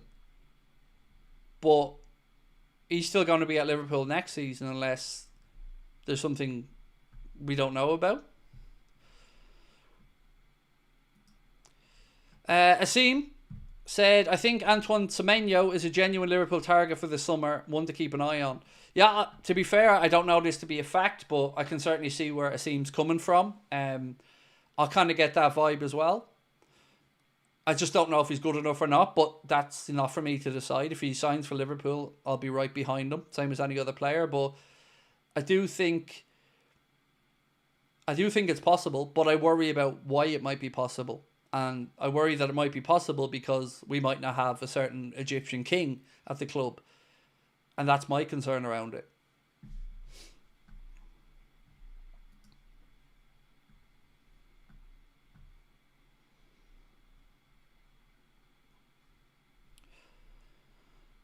Has it always been February the 3rd? As in previous years? Oh God, I can't remember, mate, in all honesty. But I just know this year because when I looked it up, I assumed it was going to be the end of January myself. And then I was reading an article one day and it said that it was February 3rd. Is it true we're looking at Mbeumo? I can't say if it's true or not, but there's been plenty of chatter about it. Carragher was speaking about Mbeumo being a player he likes as well. And look, I can see a lot of the reasons why. Like I like Mbeumo as a footballer. I think he's a good, honest pro. Right, so I'm going to read this out as a quote, some bits and pieces from the David Coote interview. So bear with me. I'm going to read this out to you because I've just been sent it. So this piece here says, David Coote turned to cocaine as an escape from the pressure of hiding his sexuality in the macho world of Premier League football. He revealed his struggles with self-esteem and the impact of living a double life. The sudden death of his mother and his uncle's diagnosis with motor neuron disease, combined with an intense work schedule, created a pressure cooker environment that led him towards substance abuse. Coote faced allegation regarding a betting incident where a friend informed him about a bet on a player getting booked, which Coote denies was prearranged but acknowledges the poor judgment in messaging about it. After losing his job and facing public scrutiny, Coote sought therapy, overcame his drug habit, and now hopes his story will encourage openness and challenges in cultural norms in football. So, a lot to digest there, but let's start off with the pressure cooker atmosphere of a very macho-driven sport and him feeling that he had to mask his sexuality. I'm genuinely saddened as a person that in this day and age, you know, somebody still feels that they have to maybe hide their sexuality in a certain job or environment. It must be incredibly difficult for anybody to have to live with that and deal with that. And as I've said, from the human side of this, I've got nothing but compassion for his situation. And I hope now that he has come out, that he's off cocaine. Genuinely just wish him a happy life and a peaceful life. We all make mistakes. You know, nobody wants to lean on any substance, but you tend to turn there when times aren't good or you need an escape or a release. And I say this as somebody who's seen both my parents turn to alcohol as a massive release in their own lives that ultimately led to both of their passings, and generations before that in my family as well. And I genuinely, my heart goes out to him on all of that, because I couldn't imagine having to battle with that whilst trying to work and try to fit in. You know, I grew up feeling different from people in a different way, and then I found out I had Asperger's, and it made sense to me. And it was very easy to come out and have that conversation. So, look, I believe he deserved to be fired, and I believe what he did and said was very unprofessional. But, you know, that chapter of his life is closed now, and I do hope he can live a happy, fulfilled life where he can be his best self. I wish that for everybody, including people who I disagree with or argue with. You know, some things are more important like that. And, yeah. Yeah, I don't really know what else to say or add to it. Yeah. Liz said, it's sad. Love is love. God damn it. Exactly, Liz. Exactly.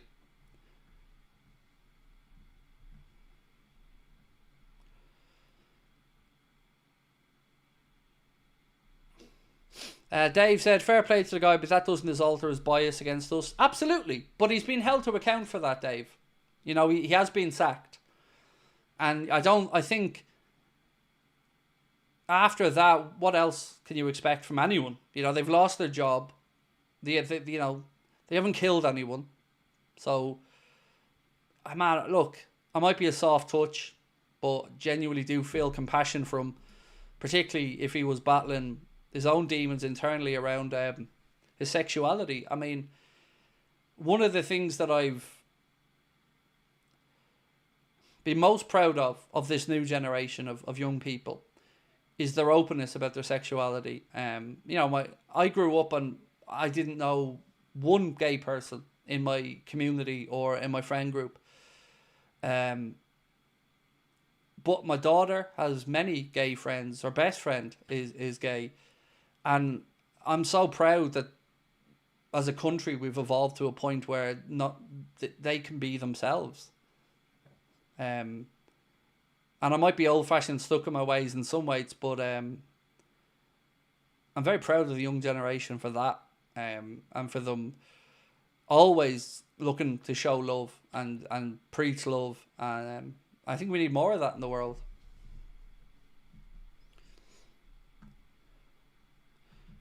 Don't fall for the spinnies are wrong. And look, I'm taking this at face value. And, you know, if he's looking to play a sympathy card, well, he doesn't. What's he going to gain from me being sympathetic towards him? His job's gone. I only knew of David Koo from football. I don't care about his life outside of that. So they won't get sympathy from me from the football stuff. That's been and done. But as a human being, I find it hard not to feel some empathy towards that situation. You know, we know what he said. I've seen the videos. You've seen the videos. It wasn't great. It was shitty. But he's been held to account for it.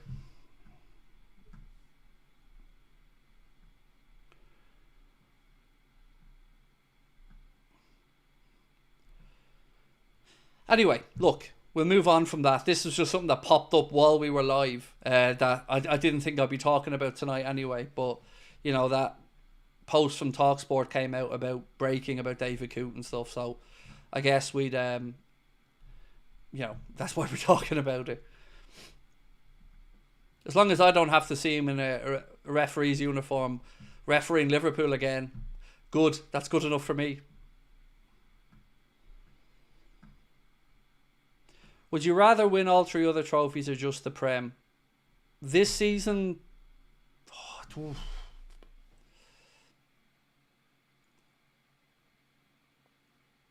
The Prem. This season. Normally you'd get me answering the opposite, right? Because I'm a big European Cup fan and that's the standard for me. I don't know if it's because I think it's the prettiest trophy in the world as well. I think the Champions League trophy is amazing. But yeah, this season, I'm with Mo on this. There's something to me I can't quite explain, but I agree with Mo entirely on about this season. The Prem being the one for the city, for the fans who didn't ever get to celebrate that, for the players, of course, who didn't get to celebrate that Premier League title properly. I think it is important that that's marked, and the city gets to have that moment where they,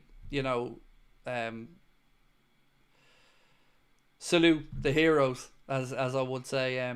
So I'd say this season Prem. And also, and look, this is the shithouse in me, and I'm going to be entirely honest about it. I'm not even going to try and dress this up. I very much am enjoying the Arsenal meltdown. I'm sorry if that I'm an asshole, but I'm enjoying every minute of it. I am. All the cry arson, all the claw strutching, all the excuses, all the if Liverpool win it, it's only because everyone else was shit. All of it, every single bit of it. I'm enjoying every goddamn second of it, and yeah, I'm here for it. All of it, every fucking minute of it. So yeah, that one. So I know that makes me sound like a horrible asshole, but I'm not gonna lie, I'm here for every goddamn second of it.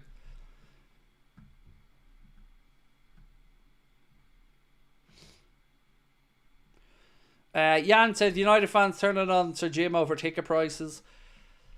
Look, again, these conversations for me are nuanced, right? And there's a lot I disagree with the likes of the Spirit of Shankly over. A lot. But on the ticketing issue, I'm right behind them. And I'm right behind any fan who wants to not have the prices of going to games of football continuously going up. And why wouldn't I be? But it should be the same across the board, right? So all these extra seats that have come in, I think there's 11,000 hospitality seats or something inside Anfield.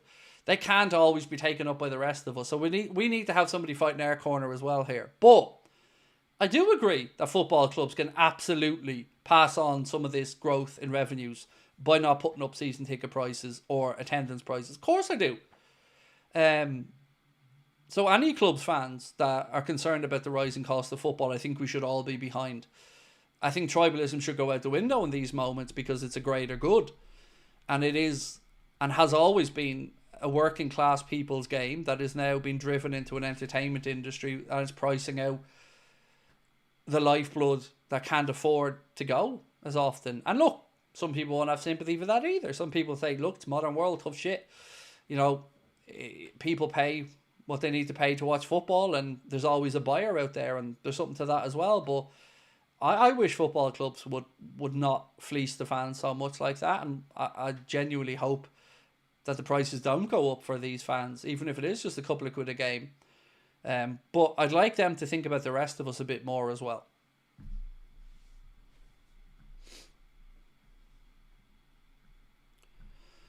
Jordan said, completely agree about enjoying the Arsenal meltdown. They're thinking they're entitled to the league after 2 good seasons. The excuses have been so funny from Arteta. Merson I find hilarious. Paul Merson saying, if Arsenal collapsed like Liverpool collapsed last season, it would be everywhere. Really? Like Liverpool didn't get called out last season for falling away at the end of the season? Like, we weren't called bottlers every 5 minutes on social media by every other fan base? I don't know where they come out with this shit from. And to be honest with you, Arsenal fans have been way more entitled than I've seen pretty much any other fan base about thinking they have a divine right to get a league title this year. I don't get it. Yeah, and if anything, I think Arsenal fans should be starting to ask questions about Arteta and how long does he need before he delivers something substantial. Because, again, look at the money he's been given. A lot. Declan Rice brought in. He spent really good money. Odegaard brought in. Players galore. Even bringing in the likes of Sterling on loan and all. Plenty of players. At Trossard when you needed a player. More midfielders speaking about bringing in Mikel Merino. He should be held to account more because United fans wouldn't accept it. Liverpool fans wouldn't accept it. What is it? 1 FA Cup in 6 years? That's, that should be questioned in my opinion.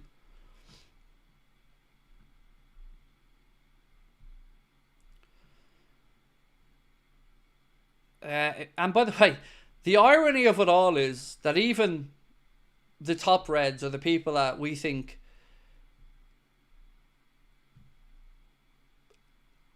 let the owners away with it. What's one of the most famous songs that you hear sung when Liverpool are playing these days? The Reds have got no money, but we'll still win the league. If that should speak for itself. And I know sometimes it's said, in sarcastic terms, but there's a kernel of truth there as well.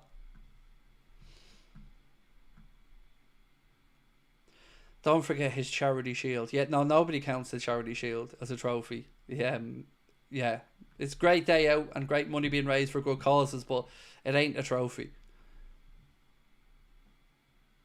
Andy Partridge said, going back to Bournemouth, the Cop has a higher capacity than the Vitality Stadium. Wow. That is mad when you think about it like that. That is mad. Yeah. The Cop on itself has a higher capacity than the whole Vitality. And yet they're able to spend more money net spend than Liverpool in the last 9 years.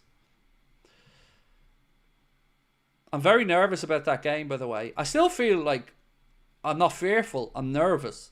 And I'm nervous because it's a big weekend coming up. Like, if this weekend may go in 3 ways. Nothing changes. It is as it is. Or one side of this title race drops points.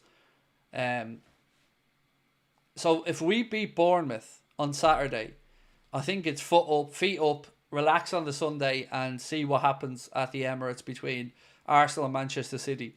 Because if Arsenal drop any points and we've beaten Bournemouth, then, we're doing it, in my opinion. There's no two ways about it. The next time they drop points and we don't, and we increase that gap a bit more, I'm absolutely convinced that's it then. We're winning the league. There's no catching us.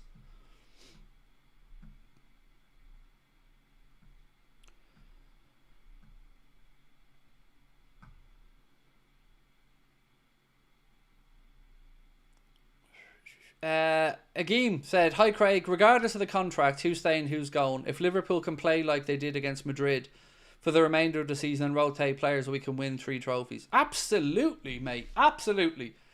There's plenty of reason to be optimistic about this season. Even allowing for the fact we feel a little bit maybe hard done by the owners and the spending. And some unnecessary risks have been taken. You've every right to feel optimistic, man. Of course you do. And I've enjoyed watching it this season. To beat Leverkusen 4-0 after a lot of people saying, they were the best team last year in Europe and if we'd have played them in the Europa League, yada yada, and then we wiped the floor with them. Now, granted, it was at Anfield that we had an advantage to beat Real Madrid and then beat City in that same week. Yeah, there were some big statements in there, some huge wins, and again, we've had 1 loss in the Premier League this season. 1. That's remarkable as well.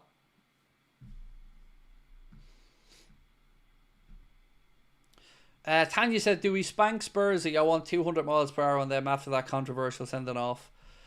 Yeah, look, I hope we wipe the floor with them in the second leg, because we didn't deserve to lose that first one, but we did. Take it on the chin, but yeah, I think we can turn it around. Mark Lilly said, going to be a good game against Bournemouth. Yeah, they're absolutely flying at the minute, full of confidence after putting Newcastle to the sword, then going out there and absolutely trouncing Forest, which, look, we couldn't do. And they did it in impressive format, or impressive way. Yeah, it's going to be difficult, but I still think we win. I still think we're a better team. If we lose this weekend, a Man City win, does it worry you City making a charge? No, they're done. Right now, 12 points behind us with a game in hand for us. There's no way that they're turning that around in the second half of a season. It's too much. Like, even if we didn't win the game in hand, you're still talking about 12 points they have to turn around there. They're going to have to be perfect, and I don't think they will be. Because, 1, we're beating them at Anfield.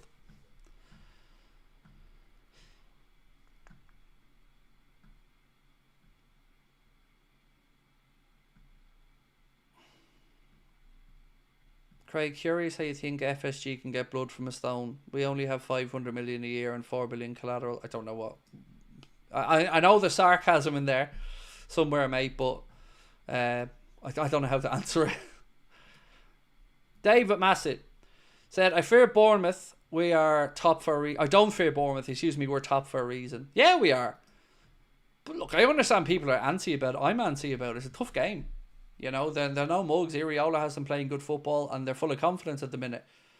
But I think that this is a chance for us to again make a big statement, because if I'm an Arsenal fan or a Man City fan, I'm looking at this as a banana skin game for Liverpool, and I'm hoping that points are dropped there. But on the flip side of it, if we can go to the Vitality and win, the pressure that goes on to Arsenal and those players on Sunday is huge, and it is important in a title race if you can get the points on the board the day before or before your competitors kick off, and we have another chance to do that this weekend.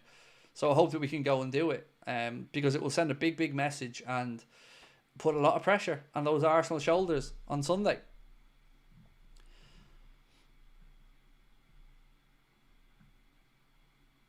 Zaid said if Salah wins all the trophies this season and eventually wins the Ballon d'Or, he'll go down as the greatest Premier League player of all time. He should be right up there in one of those conversations, no doubt about that. And let's hope he does. As you've said, mate, let's hope he does win what you've predicted or you've hoped for. Rain said, hey Craig, do you think we should have kept George Schmadtke? It turns out his signings were amazing. No, he was just there as Kloppo's mate, basically. Because Kloppo had a lot more power in the transfer market than Arnold would have. And again, that's understandable. He earned the right to have that influence. But I think that money was spent at that moment in time because we weren't in the Champions League, and that's why the owners were willing to go out and spend that money to make sure that we got back in. Nessie said, do you think City will finish above Arsenal? Do you know what? I was wondering about that last night, and I wouldn't rule that out at all. I think there's every possibility they might rein in Arsenal, especially if they beat them this weekend. Like, if they go there and beat Arsenal this weekend, yeah, I think there's every chance that they could be in a fight for second and third, and hopefully that's the case, because I want us to sail off into the sunset. Right, ladies and gents, I'm going to call it a night, but tomorrow, lots of stuff coming up. The preview for the game against PSV Eindhoven is already recorded. That's coming out tomorrow morning. I'm recording with Mo Chatra tomorrow evening. That'll be coming out on Wednesday morning. I'll be live tomorrow night for another late night agenda. Of course, then we've the game on Wednesday against Eindhoven as well. I'm going on Anfield Index, recording a show with them on Friday, so I'll let you guys know about that when it's out as well. And if you can do me a little favour before you head off, hit that like button for me on the way out the door, and let's try and get those likes up as high as we can. And if you haven't subscribed, please hit that subscribe button as well. Appreciate you all, and I will record a news video to recap a lot of the later stories in the next few minutes, so keep an eye out for that one dropping soon.